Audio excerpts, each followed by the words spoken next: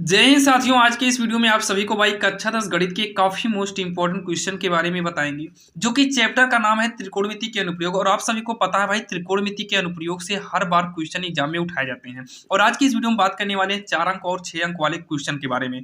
और भाई इसका 1 शॉट वीडियो लेकर आए हुई है, जो कि उसका लिंक आपको डिस्क्रिप्शन में दे देंगे। वहां पर जाकर आप सभी चैप्टर के इंपॉर्टेंट क्वेश्चन को देख सकते हैं। लेकिन आज की इस वीडियो में जो हम 4 सवाल देखने वाले हैं, 4 सवाल देखेंगे, 2 सवाल 4-4 नंबर वाले और 2 सवाल 6-6 अंक वाले। आप इन 4 सवाल को पढ़ लीजिए, इन 4 सवाल को समझ लो, इससे बाहर भाई एग्जाम में नहीं आएगा। तो यहां पर देखिए, जो पहली सवाल है, और भाई अगर आप लोग को आ रही हो तो आप लोग साथ में करते हुए चलना। बोला है भूमि के एक बिंदु से, मतलब जमीन पर कोई बिंदु है जो मीनार के पाद बिंदु से 30 मीटर की दूरी पर है। मतलब समझिएगा, सबसे पहले तो ये जमीन का मान लो एक बिंदु है, ये जमीन है, ये मान लो क्या है, जमीन है। जमीन का ये बिंदु है, ये जमीन है। बोला है 30 मीटर की दूरी पर, यहां से लेकर यहां तक मान लो 30 मीटर है, और 30 मीटर की दूरी पर क्या है, 30 मीटर की दूरी पर है क्या है, एक मीनार है। मान लो यहाँ पर एक मीनार खड़ा हुआ है। मीनार का मतलब भाई कोई बिल्डिंग होगी, बिल्डिंग टाइप का, मतलब मीनार है, ये खड़ा है। फिर बोला है इसका उन्नयन कोण, उन्नयन कोण का मतलब ये जब यहाँ से कोण बनेगा, ये इसका उन्नयन कोण है, ये 30 डिग्री का है। फिर क्या बोला है, मीनार की ऊंचाई, यानी कि इसकी ऊंचाई चाहिए, इसकी ऊंचाई को हम एच मीटर मान लेते हैं। यहाँ पर लिखेंगे माना मीनार की ऊंचाई, क्या लिखेंगे, माना मीनार की ऊंचाई एच मीटर है। मीनार की ऊंचाई एच मीटर है। मीनार की ऊंचाई हम कितना मान लिए, एच मीटर है। चलिए देखिए, एच मीटर हो गया। अब यहाँ पर आपको क्या करना है, ये जो है ये क्या है, हमारा लंब है, ये नीचे का आधार है, और ये सबसे बड़ी जो भुजा है ये कर्ण है। तो ये क्या है, लंब है, ये आधार है। अच्छा ये बताओ, त्रिकोणमिति में क्या किसी का ऐसा फार्मूला है भाई जो लंब बटे आधार होता हो? तो लंब बटे आधार ये किसका फार्मूला है? तो आप कहेंगे ये टेन थीटा का फार्मूला है। किसका फार्मूला है? टेन थीटा का फार्मूला है। बाकी औकलन का वीडियो बनाए हैं, उसमें भाई सभी फार्मूला आपको बताया गया है। तो टेन थीटा, तो थीटा का मतलब कोण, कोण कितना बन रहा है, 30 अंश बन रहा है। तो कोण कितना करेंगे, 30 अंश। लंब कितना है तो हमको मानी है, और यही एच का मान हमें निकालना भी है। आधार कितना है, 30 है। अब यहाँ से एच निकालो, वही हो जाएगा आंसर। तो टेन 30 अंश के मान की बात करें तो ये होता है 1/√3 होता है। एच वैसे पड़ा रहेगा, 30 होगा। तिरछा गुणा करेंगे ऐसे तो होगा √3 एच हो जाएगा, और इधर से गुणा करेंगे तो हो जाएगा 30 का नम 30 होगा। अब इतना कहने के बाद एच बराबर होगा 30। √3 का पक्षांतर करेंगे तो ये बटे में आएगा। अब देखिए नीचे रूट नहीं होना चाहिए, इसका हम करेंगे परमेकरण, √3 से ऊपर और नीचे क्या करेंगे, हम गुणा कर देंगे। तो ये हो जाएगा एच बराबर, ये होगा 30√3, और √3 का गुणा करेंगे तो 3 हमारा एक क्या हो जाएगा, बाहर आ जाएगा। अब ये होगा 3 का नम 3, 3 दहम्मा 30 होगा, यानी कि एच बराबर हो जाएगा 10√3। तो एच बराबर कितना होगा, 10√3 मीटर लगा देंगे। यहाँ पर लिख देंगे अतः मीनार की ऊंचाई, अतः मीनार की ऊंचाई 10√3 मीटर है, जो कि भाई काफी इंपॉर्टेंट सवाल थी ये, और आपके समझ में भी आया होगा। और इस प्रकार से सवाल पूछी जाती है। एक सवाल और देख लीजिए, सेम ऐसे ही है, उसका थोड़ा सा मॉडल चेंज है, और आपको एग्जाम में भाई यही सब सवाल देगा, इससे बाहर आपको सवाल नहीं देगा। यहाँ पर देखिए, ये सवाल देख लो, इसके बाद जो 6 नंबर की आती है सवाल, वो वाली कर दिखाएंगे आपको, मतलब बताएंगे, जो कि आप यहाँ देख सकते हैं भाई 6 अंक वाली ये सवाल जो है, ये सभी सवाल देखेंगे और आप समझने की कोशिश करना, और समझाएंगे अच्छे से, आपके समझ में आएगा। कितने भी कमजोर आप हो भाई, समझ में आ जाएगा। एक मीनार की ऊंचाई, एक मीनार की ऊंचाई है, तो यहाँ पर मान लो मीनार है। अब भाई ये कुछ ना कुछ आधार तो होगा ही। मीनार की ऊंचाई कितना है, 20 मीटर है। चलिए मीनार की जो ऊंचाई है, ये मीनार है, मीनार की ऊंचाई 20 मीटर हो गई। फिर बोला है जमीन पर बनने वाली इसकी छाया, जो ये छाया बनी है, इस छाया की लंबाई दिया है कितना, 20√3। इस छाया की लंबाई 20√3 मीटर है, ठीक, मी से मीटर हो गया। फिर उन्नयन कोण, मतलब ये जो बनेगा यहाँ पर, ये कोण जो बनेगा ये थीटा है। उन्नयन कोण मालूम नहीं है तो उन्नयन कोण बोला है, तो उन्नयन कोण को हम थीटा मान लेते हैं। यहाँ पर लिखेंगे माना उन्नयन कोण, या फिर सूर्य का उन्नयन कोण, दोनों सही है। माना सूर्य का उन्नयन कोण, या फिर माना उन्नयन कोण थीटा है। अब इसमें भी वही काम करना है, लंब आधार बन रहा है भाई, टेन थीटा ही बनेगा। क्या बनेगा, टेन थीटा।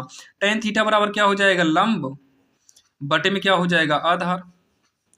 तो यहाँ टेन थीटा हमें मालूम नहीं भाई, थीटा अभी तक मालूम था, इसके पहले वाले में लिखे थे, नहीं मालूम है, छोड़ दो। लंब कितना है, 20 है, आधार कितना है, 20√3 है। तो 20 से 20 काट दो, तो ये हो जाएगा टेन थीटा बराबर 1/√3 हो गया। ये हो गया हमारा। अब उसके बाद ये टेन थीटा हम लिख देंगे। ये चेक करो 1/√3 ये टेन में किसका मान है, तो ये टेन में भैया टेन 30 अंश का मान है। तो tan से tan कटा, थीटा बराबर कितना आ गया 30 अंश आ गया, थीटा बराबर कितना आ गया 30 अंश आ गया। तो यहाँ पर हम लिख देंगे लास्ट में अतः सूर्य का उन्नयन कोण, अतः सूर्य का उन्नयन कोण 30 अंश है या 30 अंश होगा। ये इसका जो है आंसर हो जाएगा, जो कि काफी आसान था और आपकी समझ में आया होगा। तो आइए चलिए हम देखते हैं सवाल नंबर तीसरी भाई, जो कि काफी इंपॉर्टेंट है एग्जाम के लिए। अब यहाँ पर देखिए जो सवाल नंबर तीसरी है आपके सामने है भाई। तीसरी नंबर सवाल में क्या है, आंधी आने से एक पेड़ टूट जाता है, आंधी आने से एक पेड़ टूट जाता है और टूटा हुआ भाग इस तरह मुड़ जाता है कि पेड़ का शिखर जमीन पर, मतलब शिखर जमीन को छूने लगता है और इसके साथ ही वो 30 अंश का कोण बना रहा है। सुनिएगा, मान लो ये कोई पेड़ था, यहां से मान लो ये कोई जमीन है, क्या है जमीन है, और ये पेड़ मान लो यहाँ तक था, यहाँ तक, इसको मान लो यहाँ से टूट गया, तोड़ना भी है इसलिए हम यहाँ पर डैश डैश किए। भाई ये पता कैसे चल गया कि डैश डैश करना, क्योंकि पेड़ टूटा हुआ है। तो मान लो पेड़ यहाँ तक था, पूरा यहाँ से वहां तक था। अब पेड़ मान लो यहाँ से टूट गया बीचों बीच, और टूटने के बाद ये जमीन पर गिर गया, मतलब ये जब गिरेगा तो इस आकार से ऐसे गिरेगा, जैसे देखो यहाँ पर ऐसे गिरेगा, लेकिन ये आकर सीधा जमीन से छूने लगेगा, छूने लगेगा ऐसे, और ये टूटा होगा ऐसे कि ऐसे, मतलब गिरा होगा जल्दी में, इस तरीके से होगा। अगर इसके पॉइंट की बात करें भाई, इसको बी मान लेते हैं, ये ऊपर वाले को ए कर देते हैं, बी यहाँ सी कर देते हैं, और भाई सबसे ऊपर है यहाँ पर भी एक पॉइंट कर दो, पी कर दो, मान लो ये हो गया। तो मतलब ये इस तरीके से पेड़ खड़ा था, वो टूट के गिर गया, और ये बोला क्या है 30 अंश का कोण बना रहा है, मतलब जहां पर ये गिरा है वहां पर कितने डिग्री का कोण बनाएगा भाई, 30 डिग्री का कोण बनाएगा। फिर उसके बाद पेड़ के पाद बिंदु की दूरी, मतलब ये जमीन की दूरी, जहां पेड़ का शिखर जमीन को छूता है, यहां से लेकर यहां तक की दूरी कितना है 8 मीटर है। मतलब जहां पेड़ खड़ा है और जहां पर गिर के पहुंचा है, तो ये 8 मीटर का, मतलब ये 8 मीटर वाला भाग जो है टूट चुका है, मतलब 8 मीटर की दूरी पर है। कितना टूटा है ये नहीं पता है, मतलब ये क्या है कि गिर गया है। अब यहाँ पर क्या पूछा हमसे, बोला है पेड़ की ऊंचाई बताइए। देखिए पेड़ की अगर ऊंचाई हमें बताना है भाई, अगर पेड़ की ऊंचाई बताना है तो पेड़ यहाँ से लेकर यहाँ तक है, ये ऊंचाई हमें नहीं मालूम है। तो यहाँ पेड़ की ऊंचाई को हम कुछ देर के लिए ओपी मान लेते हैं। तो यहाँ पर लिख लेते हैं, माना पेड़ की ऊंचाई ओपी है, ओ से लेकर पी तक है तो ओपी है।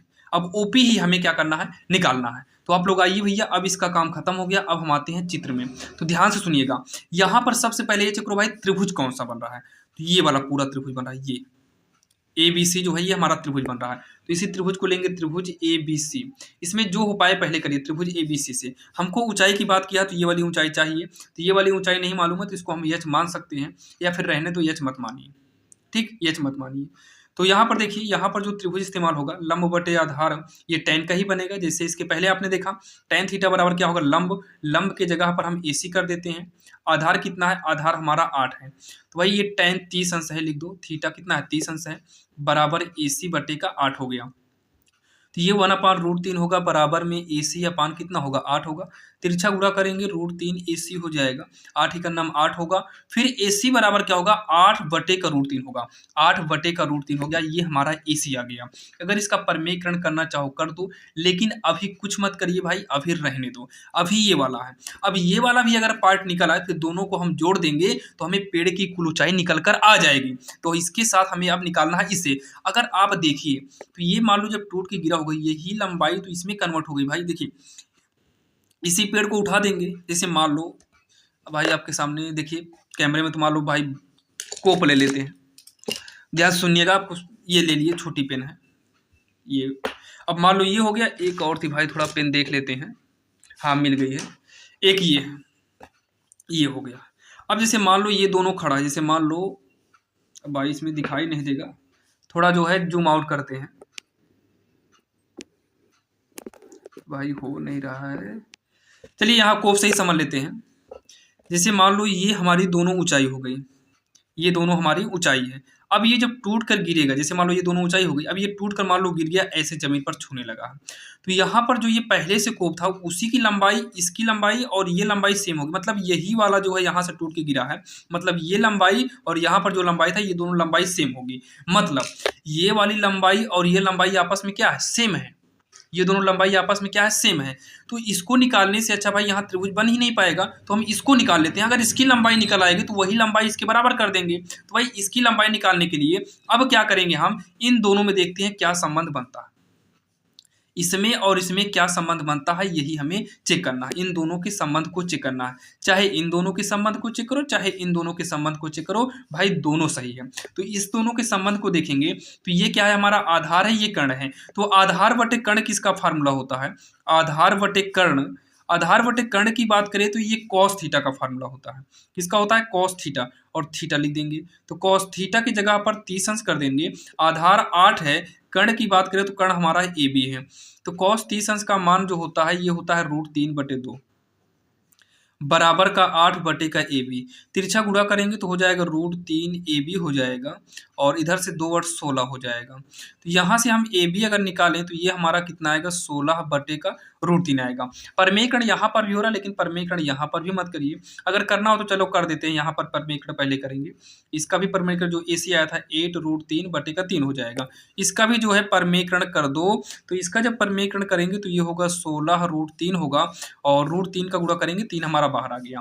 तो देखिए यही जो है ए बी ही वहाँ हो जाएगा। जैसे मान लो अब पूरा ऊंचाई निकालना है, अब जो है ऊंचाई निकालनी है, थोड़ा आप समझिएगा, पूरा ऊंचाई निकालना है। तो भाई पूरी ऊंचाई क्या है, देखिए पूरी ऊंचाई क्या है, पी सी है, पी से सी तक है। यहाँ ओपी लिख दिए क्या भाई, ये पी सी रहेगा, पी से सी तक है ना, तो पी सी हो गया हमारा टोटल ऊंचाई। तो ऊंचाई पी सी बराबर, अगर हमें पी सी निकालना है तो हमें पी ए मतलब ये ए सी वाला और पी ए वाला जोड़ना पड़ेगा। तो ए सी पी ए यहाँ पर लिखेंगे, ए सी प्लस में पी ए। तो ए सी कितना है, ए सी हमारा ये है, देख सकते हैं 8 √3 है, 8 √3 बटे का 3 है, प्लस पी ए की बात करें तो भाई देखिए पी ए वही ऊंचाई होगी जो ए बी होगा, ए बी पी ए दोनों एक ही है। तो जो पी ए है उसके जगह पर ए बी वाली ऊंचाई रख देंगे। यहाँ पर √3 है, 16 √3 बटे 3 है, और यहीं चूकी करके लिख देंगे पी ए, ब्रेकेट नहीं रहेगा, पी ए बराबर का ए बी कर देते, ठीक, पी ए बी दोनों बराबर ही, ये पी ए है। तो 3 3 मैच ही कर रहा है, 3 हो गया। जब दोनों हर मैच करा तो ऊपर वाला वैसे ही क्या होता है भैया, जुड़ जाता है, जुड़ गया। तो ये होगा 16 8 24 हो जाएगा, √3 बटे 3, 3 का नाम 3, 3 8 24। तो ये आएगा 8 √3, क्या आएगा, 8 √3 आएगा, और यहाँ पर मीटर लगा देंगे, यही इसकी ऊंचाई हो जाएगी, और यही इसका आंसर भी हो जाएगा, जो कि काफ़ी आसान है भाई, आपके समझ में आया होगा। हम कोशिश किए कि आपके समझ में आ जाए, और समझ में आपके आया होगा। देखिए भाई समय लग सकता है, लेकिन जब आपकी ये समझ में आया होगा ना, तब अब आपको दिक्कत नहीं होगी। अब आपको कभी भी ये सवाल दे देगा तो आप इसको कर सकते हैं। यही नहीं, आपको इस प्रकार से भी अगर कोई सवाल देगा तब भी आप उसे कर लेंगे। चलिए हम एक सवाल और देखते हैं, ये 4 सवाल आप पढ़ लीजिए भाई, इससे बाहर आपको एग्जाम में और नहीं आने वाला है। अब यहाँ पर देखिए ये चौथी नंबर सवाल है भाई, ध्यान देना, इस 4 सवाल के बाद इस चैप्टर के अलावा और नहीं आने वाला है, ध्यान देना, ठीक है। तो इसमें क्या बोला है, 1.5 मीटर लंबा एक लड़का 30 मीटर ऊंचे भवन को से कुछ दूरी पर खड़ा है। मान लो 30 मीटर भवन है, 30 मीटर भवन की ऊंचाई है, इसकी ऊंचाई टोटल भैया 30 मीटर है। ये भवन है जिसकी ऊंचाई कितना है, 30 मीटर है, भवन मान लो यहाँ तक है। अब ये भवन का आधार है, ये भवन का आधार है, ठीक है। फिर उसके बाद 1.5 मीटर लंबा लड़का, मान लो यहाँ पर कोई लड़का खड़ा है, मान लो यहाँ पर कोई लड़का खड़ा हुआ है, ठीक। ये लड़का जो है 1.5 मीटर इसकी लंबाई है, इस लड़के की लंबाई कितना है, 1.5 मीटर है। मतलब ये लड़का जब लगेगा भाई, इसका जो आधार बनेगा इसके आँख से जो है बोला है ना, जब वह ऊंचे भवन की ओर देखता है तब उसकी आँख से भवन के शिखर का उन्नयन कोण, जब आँख से बनेगा तो इसके सामने एक आधार बना लेते हैं, ये आधार हो गया इसकी आँख के सामने, जो कोण बनेगा वो कोण यहीं पर बनेगा। तो देखिए भाई यहाँ पे मिलना चाहिए, हाँ मिल जा रहा, ये देखो मिल गया। इसके आँख, जमीन से नहीं, पैर से नहीं बनना, इसके आँख से बनेगा, तो इसके आँख का उन्नयन कोण 30 अंश यहाँ बनेगा, ठीक, यहाँ पर 30 अंश बन रहा, ठीक। अच्छा यहाँ से अब भाई देखिए कोण यहाँ बन रहा है, तो जो ऊंचाई लेंगे यहाँ से लेंगे। अब टोटल कितनी ऊंचाई थी, टोटल कितनी, यहाँ देखो कुल ऊंचाई कितनी है, 30 मीटर है, कितनी है, 30 मीटर है। तो आँख से उन्नयन कोण बना है, तो आँख से उन्नयन कोण 30 अंश है, तब ऊंचाई कितनी होगी, तब ऊंचाई टोटल कितना है, 30। ये लड़का 1.5 मीटर ऊंचा खड़ा है, तो 1.5 घटाएंगे तो ये कितना आ जाएगा, ये आएगा भैया 68, नहीं 68 का 28.5 आएगा, 28.5 आएगा, 28.5 मीटर। यानी कि अब जो इसकी ऊंचाई बची है वो 28.5 मीटर बची है। ध्यान देना ये सब भाई टफ सवालें हैं और ये एग्जाम में पूछी जाती हैं, ध्यान दीजिएगा। फिर उसके बाद क्या बोला है, उन्नयन कोण जो है 30 से 60 अंश हो रहा है, मतलब वो भवन की ओर जा रहा है। इसका उन्नयन कोण जो 30 था वो कुछ देर में कितना हो जा रहा है, 60 अंश में बदल जा रहा है। ये हो गया। अब हमें क्या निकालना है कि वह भवन की ओर कितनी दूरी चल कर गया, मतलब यहाँ से लेकर यहाँ तक जो गया है इसकी दूरी कितनी है। तो इसकी दूरी हम मान लेते हैं कि x मीटर चलकर आया हुआ है। तो यहाँ पर लिखेंगे, इसी के ऊपर लिखना चाहो लिख लो, माना दूरी यक्स मीटर है। जो कौन सी दूरी भाई, जो चल कर गया है, ये दूरी कितना है, मान लेते हैं यक्स मीटर है। तो यहाँ पर यक्स लिख भी दिए हैं। आइए इसका थोड़ा नामकरण कर देते हैं, ABCD में कुछ ना कुछ इसको दे देते हैं ताकि सॉल्व करने में दिक्कत ना हो। तो सबसे ऊपर है भाई, टॉप पर जो है A कर देते हैं, और यहाँ पर B करते हैं, यहाँ पर C करते हैं, बीच में जो है हम D कर देते हैं, ठीक। या फिर लाइन से करना चाहो तो ABCD कर सकते हो, ये भी सही है। सही आपको दोनों है, ABCD ध्यान देना। त्रिभुज हम जो इस्तेमाल करेंगे उस हिसाब से नाम लिखना पड़ता है। तो सबसे पहले हम क्या काम करते हैं, सबसे पहले हम एक त्रिभुज हमारा ये बनेगा, ये बनेगा एक त्रिभुज, और एक त्रिभुज क्या बनेगा, फाइनली पूरा त्रिभुज बनेगा, और एक क्या बनेगा, पूरा का पूरा फाइनल बनेगा। तो पहले आइए इस छोटे वाले त्रिभुज को हम सॉल्व करते हैं। तो ये त्रिभुज क्या है, A है, CD है। तो त्रिभुज ACD से यहाँ पर लंब है, नीचे भैया आधार ही रहेगा। तो ये हमारा जो फार्मूला बनेगा पता है, ये tan थीटा बनेगा। क्या बनेगा, tan थीटा, और थीटा की जगह पर 60 अंश, क्योंकि ये वाला त्रिभुज तो ये वाला ही कोण लेंगे। फार्मूला लंब होता है, लंब कितना है, लंब भाई 30 टोटल था ना, लेकिन अब कितना है, 28.5 है। बटे में आधार, आधार हमारा DC या CD है, तो CD कर देते हैं। आधार कितना है, CD है। तो tan 60 अंश का मान जो होता है √3 होता है, बराबर में 28.5 है, CD है, बटा 1 मान के तिरछा गुणा करेंगे तो CD बराबर में हो जाएगा, इसे गुणा CD नहीं √3 CD होगा, √3 CD बराबर का होगा 28.5 हो जाएगा। जब इसको और आगे सॉल्व करेंगे तो ये होगा CD बराबर का 28.5 बटे का √3 हो जाएगा। अब इसका हम परमेयकरण कर सकते हैं, तो भाई परमेयकरण आइए कर भी देते हैं, परमेयकरण कर देते हैं, नहीं तो अभी रहने देते हैं, परमेयकरण अभी बाद में इसका देखेंगे, अगर लगेगा तो कर दिया जाएगा। अब इसके बाद जो है एक त्रिभुज तो हमारा फाइनल हो गया, CD निकल आया। अब ये त्रिभुज हमारा पूरा फाइनली लेंगे, यहाँ से पूरा कंप्लीट लेंगे भाई, ये बड़ा वाला, ठीक। तो जब बड़ा वाला लेंगे तो सबसे ऊपर क्या है, A है, BD है, त्रिभुज AB, और यहाँ पर लास्ट में क्या है, D से। यहाँ पर भी tan का ही बनेगा, लंब बटे आधार, tan 30 अंश हो जाएगा। लंब कितना है, 28.5 है। इसमें आधार कितना भाई, यहाँ से लेकर यहाँ तक, ये तो यक्स है। यहाँ से अगर हम टोटल निकालें तो भाई यहाँ इतना यक्स है, और ये कितना है, CD है। तो यक्स और CD को जोड़ेंगे तब जाके फाइनल जो है इसकी लंब वो आधार होगा फाइनल। तो लंब बटे आधार में क्या हो जाएगी, यक्स प्लस का CD हो जाएगा। इसका मान होता है 1/√3 होगा, और 28.5 हो जाएगा, बटे में यक्स प्लस क्या हो गया, CD हो गया। यक्स प्लस क्या हो जाएगा, CD होगा। तो तिरछा गुणा करेंगे तो यक्स प्लस CD बराबर, इधर से गुणा कराएंगे तो ये होगा 28.5 √3 हो जाएगा, ठीक। और ये होगा यक्स बराबर, और हमें जो मान निकालना है वो मान किसका चाहिए, यक्स का ही चाहिए, क्योंकि यहाँ से यहाँ तक ही हमें बताना है। तो यक्स का मान निकालना है, तो यहाँ पर यक्स बराबर 28.5 √3 हो गया।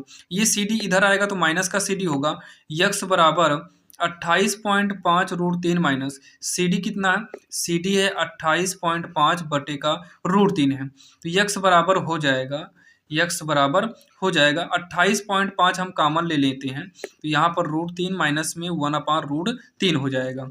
अब उसके बाद यक्स बराबर 28.5 बटा 1 मान के लघुत्तम ले लो, √3 होगा।